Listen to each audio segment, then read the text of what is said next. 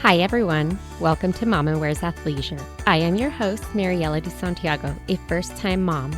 We focus on all things mom with tips to help make life easier and more organized for all you mamas out there.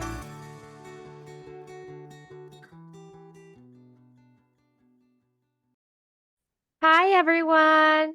Today we have Megan Velo here with us, and we're going to talk about some of working mom and stay-at-home mom grief or struggles and how I guess they're different, but still kind of the same. So I'm going to hand it over to you if you can tell us a little Awesome. bit about yourself and your Yeah. business. Yeah, thank you so much for having me. I just love talking about all things mom, so I'm happy to be here to talk about this specific topic. Yeah, I'm Megan Velo. I'm a licensed marriage and family therapist. I live in the Central Valley of California, so I treat California moms. I'm all virtual right now, so I can see people all over in California and it just works. And that is one of the very, very, very few blessings that COVID gave us, which is that it made telehealth super popular and very accessible. So that's been a great thing for people just to be able to access it from their own home. So I do all telehealth right now, but I also just try to reach as many moms as I can through Instagram and yeah, just trying to break the stigma about mental health with moms. So I am a mom of two. I have a almost 2 year old and I have a 4 year old. So kind of in the thick of it, but a little bit out of the postpartum, period right now. So yeah, just doing the mom thing and working a little bit on the side as well. So I kind of have the stay-at-home mom and the working mom, both of those roles right now. Which is funny that you say that because I feel like that is such a big thing ever since COVID happened, right? You had a lot of moms that had to, well, pretty much every mom had to work from home while they watched their Hmm. little ones. And now you see that that still kind of continues because moms are just superheroes and can figure things out and know how to balance it. So, Hmm. Totally. well, let's go ahead and dive into this. So I wanted to start off with stay-at-home mom struggles. And I recently had an episode come out where it was me and another podcast mom that talked about the struggles with being a stay-at-home mom. And I know that it sounds like we're complaining, and you know what you could call it that it is complaining, but I think the reality is that it doesn't matter what role you have struggles, whether you work or you're a stay-at-home or you are a working mom that stays at home. Hmm. Totally. Yeah, I think with the stay-at-home mom thing, the struggles really are your job never stops and starts. There's no ending really. There's a bunch of stuff out there on Instagram that says like the average mom works from like 6 a.m. to like 8:30 p.m. and how much time that actually is. And so I think that's a really hard struggle for a lot of stay-at-home moms is knowing like I am off the clock. I'm off of work. Like there is no off of work for stay at home moms. There's no decompression period a lot of times. And that makes it really hard. I think for stay at home moms, our window of tolerance in terms of our emotional regulation is tested a lot more because we are home with kids that are needing us a lot. And I always like to use this kind of analogy like if you were at work and your boss was yelling at you the whole day or having meltdowns or crying or like you'd make them a project and they'd say like I didn't want that project, I wanted this project. Like that's really what being a stay-at-home mom is like, is just constant chaos. And there's obviously so many blessings that go along with it, but if we're just focusing on the struggles, I think the emotional regulation and just the not really having a clear break in your job can be probably two of the most difficult things. So I love that you mentioned you can't take a step aside to decompress. You are never off the clock because I I call my son my boss. Hmm. He is, right? But he doesn't Hmm. care if I get a break. He doesn't care if like I didn't have a minute to eat. Like he needs me and that's my priority. So Hmm. it is a lot harder to be able to take those breaks to just decompress or Hmm. take a breather. Hmm. Regulate yourself. Yeah. Yeah, which is very, very different than the struggles that working moms have. And I just do Hmm. want to, before we go into this, I want to say, like, if you are a stay-at-home mom by choice, that's great. I know that there are many moms out there that don't have this benefit. So if you are a working mom because you have to go to work or you want to. Hmm. I think that's also great. With that, I Yeah. want to jump into those struggles. Like, what are the struggles Mhm. that you would see with a working mom? I want to touch on just one more briefly with the stay-at-home mom that I was just remembering that I wanted to mention is that a lot of times those of us that are staying at home have part of our heart that wants to be working. There are some moms that are very content with being at home, and that's amazing too. And I want to say that as like a whole caveat of this whole discussion of just like my belief is that hard is hard and everybody's hard is unique to them and valid. And so as we have this discussion, we're not minimizing or saying this is hard or this is less hard. And I think that's so crucial in the mom community because there is a lot of comparison sometimes. I think if we just supported each other more and kind of just said, yeah, that sounds really hard. Working is hard, staying at home is hard. We could have a lot more support and not feel so much judgment. So, yeah, that being said, I think for those of us that stay at home, some of us that's our passion and that's what we are want to pour our whole lives into, and there's part of us that feel like we've maybe put a part of us on pause as we are home with our kids, and I think that can be another really big struggle for some women at home as well, that guilt of not bringing in an income or just putting their professional life on hold. Definitely a struggle. Yeah, and I think that you made some really, really good points because even though many moms, like I myself, have chosen to stay home, and I have also now started my own little side business, but yeah, I have that guilt of like, Mm-hmm. well, I'm not bringing home an income. But if I Mm-hmm. was working, I would have that guilt of like, I get to miss out on my son's experiences with his Mm-hmm. first step, his first time calling, whatever. So Mm-hmm. there's, yeah, there's challenges in either one, and you want a little bit of both. Actually, you want it Mm-hmm. all. I want it all. Yeah, totally. Yeah, you don't want to miss anything, and you also want to be able to like flourish in your own professional interests as well. Yeah, I just want the government to pay me for being a stay-at-home mom. Yes, totally. Creating, building up the future of America. There should be a financial benefit to that. Totally. So with working moms, what are the struggles Yeah. here?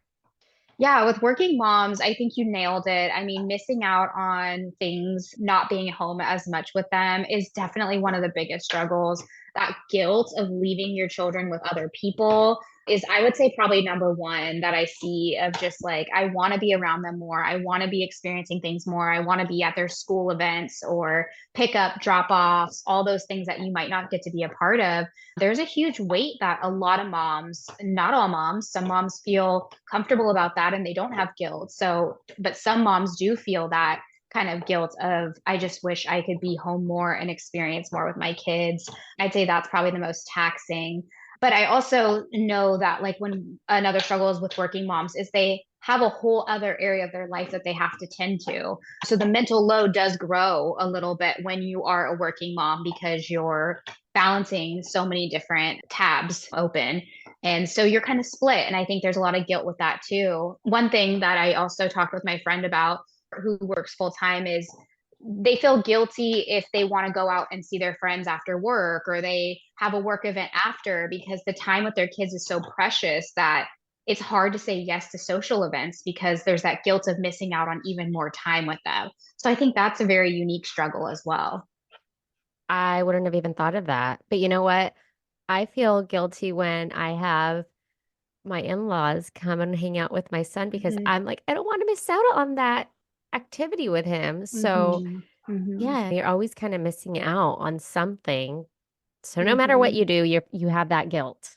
Yeah. Mom guilt is real. Like I said, hard is hard, and everybody feels the mom guilt in some way.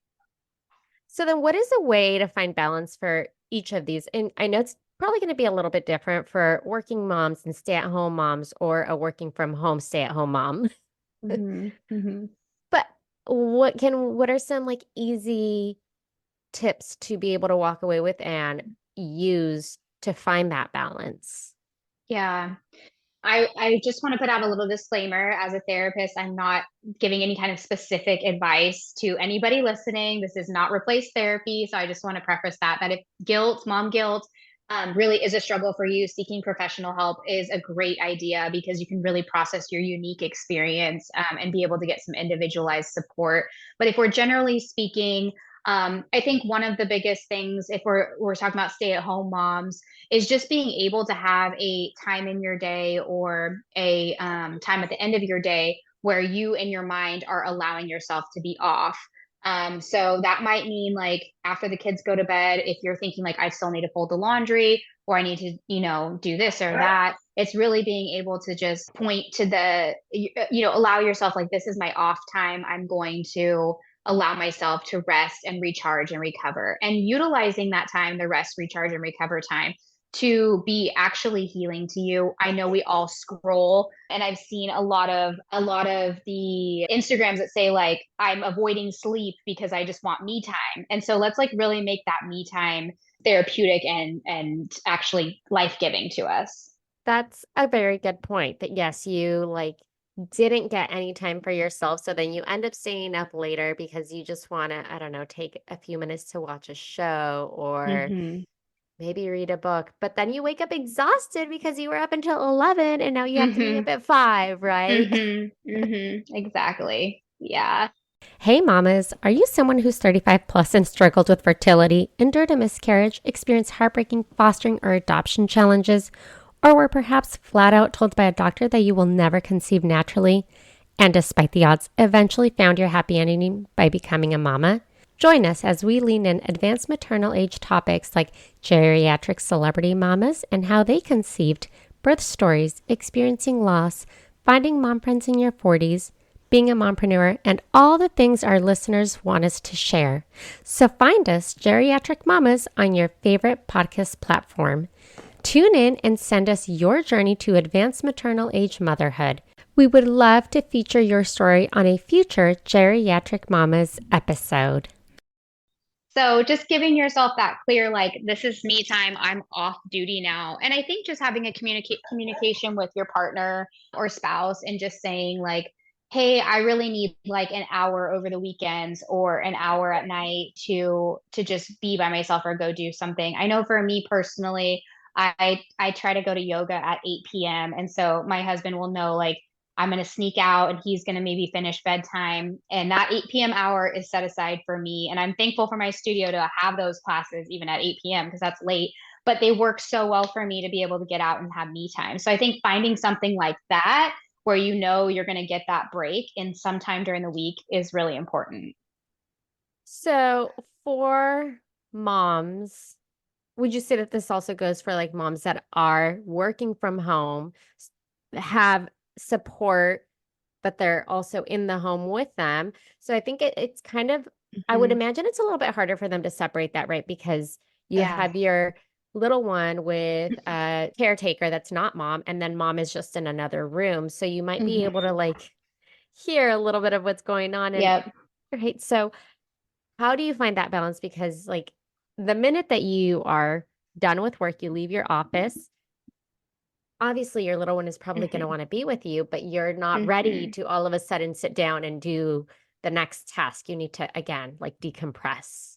Right, right. Yeah. And I can totally speak to this because I work from home and my kids are sometimes here, sometimes at my parents', but definitely noise canceling headphones is crucial, I think, for just like it's really hard to be in work or to be focused on something. I mean, I'm meeting with clients and so to hear like kids screaming or whatever, or laughing even, just knowing you're missing out, like those things are really hard. So I think noise canceling headphones is great. But if we're just talking practically too, I think when you're off, I think taking even just 10 minutes, and there might be a little bit of guilt there, but the idea is like if you're able to like take a breather, maybe meditate or pray or journal or listen to a song or do something that you feel like is going to kind of close that day for you, the work day, help you be regulated so you can go into spending time with your kids much more centered and available and feel like you actually got the drive home because that's a hard thing to miss out on. So we kind of already touched on the fact that, like, we want a little bit of both, right? I feel like a lot of moms want to be able to have some sort of, whether it's work or maybe not work, but have some sort of income. And then you have moms at work that maybe want to be able to stay home. So, given the current role that a mom has, what are some ways for them to be able to feel content and satisfied in the motherhood role that they have, Hmm. while you still are kind of craving that Hmm. other one? Yeah, I think just reminding yourself that this season is temporary. I know that's been a huge thing for me is I want to build a business and I want to reach women and I want to work with women, but I know what I can and can't do right now. So I think making, sometimes we freeze when we have that like overwhelming of like, there's so many things I want to do, so many professional things. And then we just end up doing nothing because it feels overwhelming with the amount of time that we have. So I think making small goals of like, I'm going to work on, doing X, Y, or Z, or building this, or studying this, or reading this book, or getting this certification. I think that helps just the small goals of letting you know that you're working towards something for yourself in the future. That doesn't maybe mean that you're going into the office and working, but you're taking the steps to maybe create that life for you when your kids are all in school. Yeah. And I feel like you kind of made a very valid point that when we think of work, we think of like you're going into an office, you're going somewhere, but sometimes it might just be, like you said, you're working towards something, whether that is creating a business or whether, Hmm. a mom is an influencer, like they work from home and they're constantly Hmm. on their phone and having to create the content, but that's still Hmm. work, right? Yeah, totally. Hmm. I did have a question from a listener, Lauren, who's a working mom and she's currently on maternity leave. So she brought up the fact that she has recently extended her leave, but she feels guilty because her work needs that coverage. That would be Hmm. her role. But, at the Hmm. same time, she wants to be home with her little one for Hmm. like everyone does.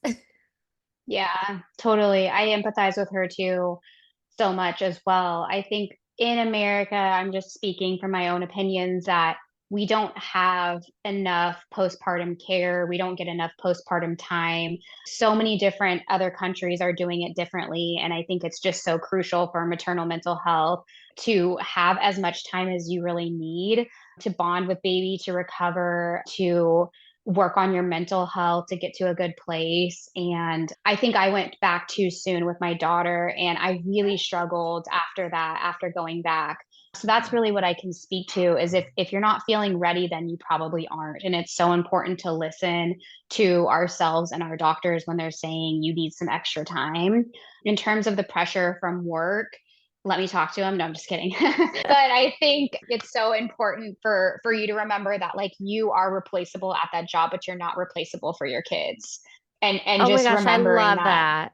That is so true. It's so hard to, I think that as a mom, you have it really hard because you're definitely judged, I think, in the work setting as far as like, well, is she going to have kids right now? Does that mean like they're going to put Hmm. work on the back burner or, Hmm. right? Totally. So you kind of are limited in a way of being Yeah. able to advance. But then there's moms that are like, or just women in general, I want to succeed and have goals to be Hmm. in a high role, but also want to be moms. So, Yeah. Yeah. So I just think it's so important that you really think even though they're pressuring you, they will figure it out for the next 6 weeks that you have off, or 8 weeks, or up to a year, or however long you get off, that they will figure it out and you will figure out being a mom in a much better way than if you were to go back. And so lean into that. And I'm so happy she got the extension because sometimes it's hard to get those. So I'm happy she was able to do that and just kind of savor that time. One last thing that I did want to talk about with an extra tip of but for moms at home and moms who are working of balancing some of this guilt is just when you're off, be off. So a lot of times when we're off, like taking a shower or with friends or whatever it might be, driving in the car alone sometimes feels off, like that feels like we're off of our duties. I think it's important that we honor that time as time that we are not needed. A lot of times we are our thoughts are being driven by the guilt and or the mental load. And I think if you're in the shower for 10 minutes and you're feeling guilty that you're taking a shower, really trying to work on that self talk and saying, like, these 10 minutes are for me. I'm going to think about like what shampoo I want to use, or like, do I want to take an everything shower? Or like, what is going on here for me that I can take care of myself? So when you're off of mom duties, be off. Allow yourself to be off. Give yourself permission to be in those moments because they're so important for our mental health. I love the everything shower. Totally. Such a treat. Very rare, but yes. Oh, well, thank you. And my last question, do you have any other tips, suggestions, or recommendations, or anything that would be helpful for a mom out there that is just struggling with the current role that they're in, wanting a little bit of the other role that they maybe don't have? I think just being honest with where you're at, like acknowledging, not trying to force yourself into to being like, this is okay. It's okay. If it doesn't feel okay, that's all right. Let's be honest. If nothing is permanent. So if what your situation is not working out, I know it doesn't work for every family to have someone at home, but maybe the role you're in isn't the right role or something. So just reminding yourself that nothing is permanent. Seeking professional help if you really are struggling with that guilt, the anxiety that probably comes with that, finding a therapist. And I just think as a mom community, rallying around our friends that are working and rallying around our friends that are staying at home and just giving them permission to have really hard feelings about their situation and just saying, it's okay. I love you. I'm here for you. And I understand how that would be a struggle for you. We need to be more supportive. Well, thank you so much. I appreciate you taking time talking Yeah, thanks about, for having me. this is such a, I love just talking about these different roles because even you did mention that moms tend to compare. It's hard not to be like, well, I wonder what it would be like if I did this or if I was that. And I always say to any of my working mom friends, like, I am so impressed because I just don't know how like I would be put together. I feel like it's hard for me to get my day started and put together before 9. And 9 is usually like, okay, now we can get out the door and do a walk. Hmm. So, and then I wake up at 5:30. So I'm just like so impressed with working moms at the fact that they're Hmm. able to balance this two Totally. little lives or more. Hmm. Yeah, There's for sure. all right. Well, if I will have all your info linked in the show notes if anyone wants to reach out. Yeah, thank you so much. Yeah. Thank you. Thank you for listening. Tune in next week for our next episode. You can find us on Instagram for more updates and tips. Be sure to subscribe wherever you listen to your podcasts and give us a review if you like us.